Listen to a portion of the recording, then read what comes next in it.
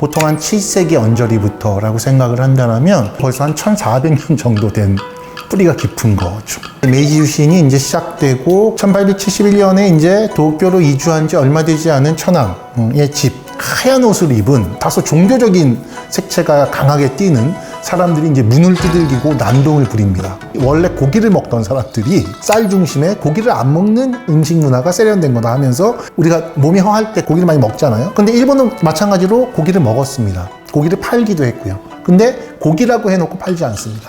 약이라고 해놓고 파는 거예요. 예, 안녕하세요. 연세대학교 문화인류학과의 김항이라고 합니다. 일본 사회에 내재하고 있는 굉장히 커다란 좀 차별의 구조. 요새 이제 유행하는 용어로 하면은 혐오의 구조라고 얘기해야 되나요? 이런 것들에 대해서 이야기를 좀 나눠보고자 합니다. 도쿄 시바우라라고 하는 지역에 가보시면은 거의 커다란 육식 처리장이 있습니다. 육가공 처리장, 굉장히 커다란 데가 있어요. 세계에서 좀 손에 꼽히는 규모의 육가공 처리장인데 거기에 한 편이 편지가 날라듭니다. 그 중에 한 편지를 좀 소개해 드리겠는데요. 이런 내용입니다. 광우병이 유행하고 있어. 먹으면 어떻게 될지 모르잖아. 너네 도살장 놈들이 광우병 걸린 소라도 먹어봐.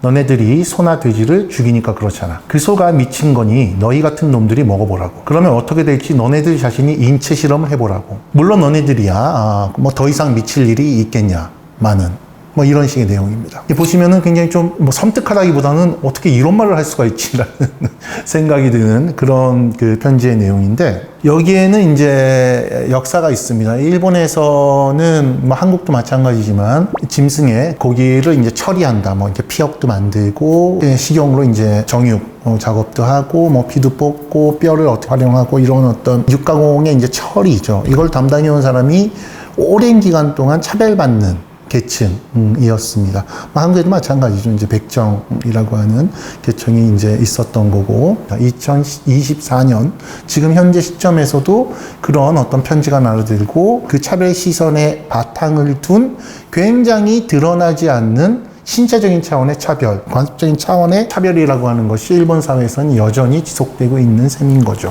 자, 이런 지금도 남아있는 육식 혹은 육가공이라고 하는 것을 둘러싼 차별이라고 하는 것은 그런데 굉장히 뿌리가 깊습니다. 일본에서 공식적으로 육식이 금지된 당대 권력의 조치가 내려진 게 보통 한 7세기 언저리부터라고 생각을 한다면 단순 계산으로 벌써 한 1400년 정도 된 뿌리가 깊은 거죠. 일본에는 이 1400년 정도 된 또 다른 하나의 전통이 있습니다. 제도가 있죠. 뭐냐면 천황제입니다.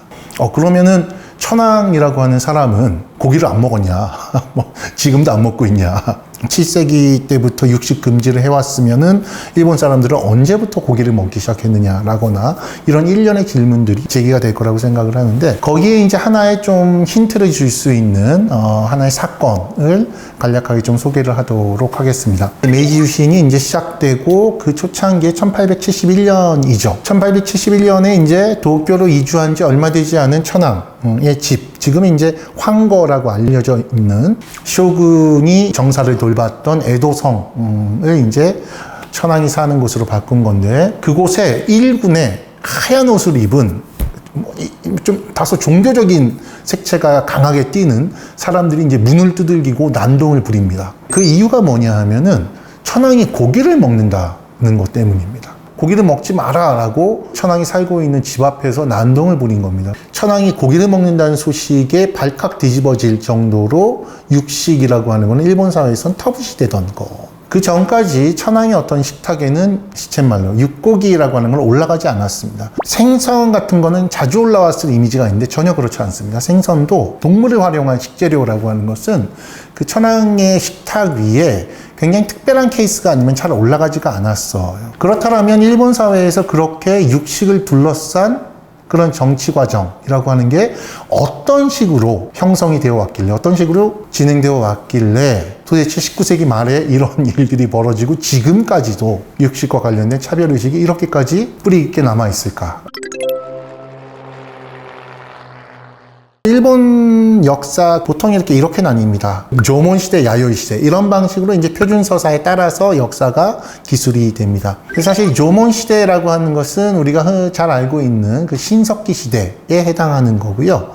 그 야요이 시대라고 하는 것은 신석기 시대 후반부터 그 다음에 이제 역사 시기로 넘어가는 어떤 이런 정도의 시기를 일본의 역사 구분 안에서는 조몬 시대와 야요이 시대 이런 식으로 이제 구분을 하고 있습니다. 근데 이 조몬 시대와 야요이 시대를 구분 짓는 여러 가지가 있어요. 뭐 조몬, 야요이 이 말 자체가 토기의 어떤 그 양식, 그러니까 이쪽은 빗살무늬 토기고 이쪽은 항아리 같은 그런 토기의 이제 모양을 따서 조몬 시대, 야요이 시대 이런 식으로 이제 구분이 되고 있는데 중요한 것은 이제 조몬 후기에서 야요이 시대 초기에 거쳐서 농경이 시작됐다라고 하는 게 굉장히 중요합니다. 즉 벼농사를 지었다라는 거죠. 조몬 시대에는 수렵채집만 해왔고 야요이 시대에 이르러서 쌀농사 지으면서 이제 문명이 시작된다. 뭐 이런 식의 서사죠. 그 얘기는 뭐냐면은 조몬, 야요이, 수렵채집, 농경, 야만 문명이라고 하는 이 서사 자체가 역사적 사실에 그 당시의 사실에 부합한다기보다는 좀 인위적인 서사 구조일 가능성이 높다. 일본이라고 하는 하나의 영토 안에서의 생활의 풍습의 차이 같은 것들도 전혀 고려하지 않은 굉장히 그냥 내셔널 히스토리, 국가의 역사를 만들기 위한, 서술하기 위한 서사 구조, 굉장히 픽션적인 겁니다. 그러면은 왜 우리는 도대체 수렵채집이라고 하는 것을 뒤로 밀어놓고 바깥으로 밀어놓고 농경이라고 하는 것을 중심으로 생각하면서 민족의 역사, 국가의 역사, 문명의 진화 같은 것들을 생각을 하는 걸까? 라는 어떤 의문이 제기가 되는 겁니다. 근데 이전에 이미 이런 표준서사적인 시도가 이루어진 바가 있습니다. 그런 시도가 이루어지는 것은 바로 7세기 언저리입니다. 야마토 정권이라고 하는 게 이제 성립할 때 이죠. 지금 일본의 나라 지방에 이제 성립한 지금 천황가의 어떤 시초가 되는 여러 유력 호족들 중에 가장 이제 권력을 독점하면서 지배체제를 확립하게 되는 그런 어떤 비교적 굉장히 중앙집권적인 것에 가까운 정치체제가 성립한 이후에 표준서사가 성립한다라는 거예요. 어떤 식으로 성립하냐 하면은 바로 한국에서도 쉽게 구할 수 있는 고사기와 일본서기라고 하는 두 가지 역사서와 그리고 신화집 이 두 가지를 통해서 7세기의 중앙집권화된 권력을 성립시킨 세력들은 이 두 가지의 역사서 신화집을 통해서 스스로의 권력을 정당화하기 시작하는 거죠. 좀 읽어보시면 재미있는 게 어떻게 죽음의 세계와 땅과 천상과 이런 것들이 나뉘고 뭐 이런 그 우리가 알고 있는 신화적인 어떤 클리셰들이 거기에 이제 쭉 담겨져 있는데 이 신화집들 안에서 우리가 주목해야 될 것, 오늘 이야기의 맥락에서 주목해야 될 것은 바로 쌀입니다. 쌀. 그 얘기는 뭐냐면은 농경이라고 하는 게 이 권력의 가장 프라이머리한 정당성 근거가 된다는 얘기입니다. 7세기의 이 위정자, 이 권력을 독점한 이 사람은 혹은 그 가문은 전국이래 봐야 그때는 뭐 지금과 같은 일본의 총체적인 어떤 영토가 아니라 어느 정도의 범위 안의 영토 안에서 쌀 농사가 잘 되냐 마냐 이런 걸로 권력의 지위가 흔들리는 이런 상황이었다라는 겁니다. 그만큼 쌀이라고 하는 것이 이 시기에는 핵심적인 경제생활 그리고 신화적 의미, 종교적 의미에서 가장 핵심적인 위치를 차지하는 작물이었던 셈인 거죠. 근데 이 쌀이라고 하는 게 왜 그렇게 중요한 하나의 작물이 되었냐라고 하면 하나는 뭐냐면은 안정적으로 생산할 수 있다라는 거죠. 그리고 여기서 파생된 이유고 또 하나의 이유가 있는데 권력자로서 쌀이라고 하는 게 왜 중요하냐라고 얘기했을 때 논에서 짓는, 물을 대서 짓는 농사를 이제 하기 시작한다라는 거고 그랬을 때 정주를 할 수 있고 정주를 한다라고 하는 건 인구 파악이 가능하다라는 거죠. 그리고 인구 파악이 가능하기 때문에 조세가 가능하다라는 겁니다. 안정적인. 그렇게 함으로써 중앙집권적인 권력체제가 성립을 한다는 거죠. 그러니까 이런 방식으로 7세기에 중앙집권화된 권력체제가 성립을 한다. 천황제라고 하는 것이. 그렇게 성립한 이제 천황제인데 이렇게 쌀농사 같은 것들이 이 나라의 핵심이 되고 권력 유지의 핵심이 되고 경제활동의 가장 정상적인 활동으로 자리매김되면 자연스럽게 수렵채집이라고 하는 게 후위로 밀려나게 됩니다. 그래서 수렵채집을 하는 집단과 이 농경을 하는 집단 사이에 명백한 경계의식이 생겨나고 물리적인 경계 같은 것들도 생겨나게 됩니다. 그래서 이 일본 서기와 고사기 같은 것들을 보면은 어떤 서사가 이루어지냐 하면은 천황가에 대대로 내려오는 신들이 수렵채집을 하는 야만인들을 계속 제압해온 역사다라는 겁니다. 즉 육식을 하고 피를 보고 산 속에 살고 어디 사는지 집도 없고 이렇게 떠돌아다니는 사람들을 전부 물리치면서 지금의 농경을 중심으로 한 나라가 성립했다라는 거죠. 그렇게 해서 우리는 문명화된 옷을 입고 사시사철의 어떤 절기마다의 음식을 즐기고 거기에 맞춘 어떤 의례라거나 사회생활 같은 것들을 한다라는 게 이제 일본 서기와 고사기의 가장 중요한 내러티브 중에 하나인 셈입니다. 처음으로 이제 그런 맥락 속에서 육식금지라고 하는 것이 이제 등장을 하게 되는 거죠. 왜 육식을 금지했을까? 왜 이 시기에 그러면은 육식의 금지가 쌀농사와 함께 이제 시작되느냐? 우선 첫 번째는 수렵채집을 하는 풍습, 이런 것들이 국가에 속하지 않는 그 바깥에 있는 사람들의 어떤 생업, 이렇게 이제 자리매김됨과 동시에 이 사람들이 쳐들어온다 라는 관점이 생기는 거. 또한 이 사람들 뿐만이 아니라 이 사람들과 함께 어떤 생을 함께 하는 들짐승들이죠. 얘들이 논으로 쳐들어온다 라는 관념들이 있습니다. 수렵채집이라고 하는 국가 바깥의 공간이라고 하는 것으로부터 국가를 지켜야 된다 라고 하는 게 한 가지가 있는 거죠. 그랬을 때 육식을 한다라고 하는 것은 단순히 우리가 도축해서 고기를 먹는다, 영양분을 섭취한다 라는 게 아니라 고기를 먹는 어떤 민족, 의 풍습을 그냥 같이 함께 하는 거기 때문에 그것을 이제 차단하는 굉장히 정치적인 의식인 거죠. 그러니까 두 번째는 뭐냐 하면은 굉장히 종교적인 의미에서의 해석인데 쌀농사가 잘 되기 위해서 시기마다 제사를 지냅니다. 거기에 짐승을 이제 희생양으로 바치는 짐승 공양의 오래된 제사의 전통이 존재해 왔다라는 거죠. 그 얘기는 뭐냐 하면은 고기라고 하는 것은 인간이 먹는 게 아니다라는 거예요. 신에게 바치는 거지. 혹은 자연으로 되돌려주는 거지 고기라고 하는 건 인간이 먹는 게 아니다 라고 하는 그런 어떤 종교적 의식 같은 거죠. 아까 말씀드렸듯이 정치적 의식, 종교적 의식 이런 것들이 육식 금지의 어떤 사회적인 관습이라거나 의식 형태로 이제 이어지게 되는 거죠. 초창기에. 물론 그렇다고 해서 고기를 이 사람들이 안 먹었냐? 전혀 그렇지 않습니다. 활발하게 먹습니다. 먹긴 되게 먹어요. 실제로는 하되 공개된 장소 그리고 그걸 했다라고 하는 걸 누구한테 알려지는 것 이런 것들이 극도로 금기시되는 육식에 대한 금기의 어떤 목록들은 존재했지만 육식은 항상 해왔다라는 거예요. 우리가 문헌으로 확인할 수 있는 최초의 육식 금지령이라고 하는 건 675년입니다. 근데 이제 이때의 이제 육식 금지라고 하는 것은 4월에서 9월로 기간이 한정돼 있었습니다. 4월에서 9월이라고 하는 게 농번기죠. 소를 도살한다라고 하는 거는 소가 땅도 일구고 뭘 일을 해야 되는데 그거를 이제 해친다라고 하는 거 이유 한 가지 하고 또 한 가지는 굉장히 중요한 이유인데 뭐냐면 4월에서 9월 동안 한참 쌀을 재배할 동안에 소의 피를 본다라고 하는 게 굉장히 부정을 탄다라는 거죠. 부정 탄다라고 하는 의미에서 육식을 한다, 고기를 먹는다라고 하는 것은 정말 어둠의 행위인 겁니다. 내가 고기를 먹으면 천황제 국가의 규범이 와라랑창하고 무너지는 의미를 갖는다라는 거죠. 그렇기 때문에 숨어서 해야 되는 거고 그것을 안 하는 한에서 쌀을 중심으로 한 천황제 권력이 안정적으로 존립할 수 있다라는 거죠.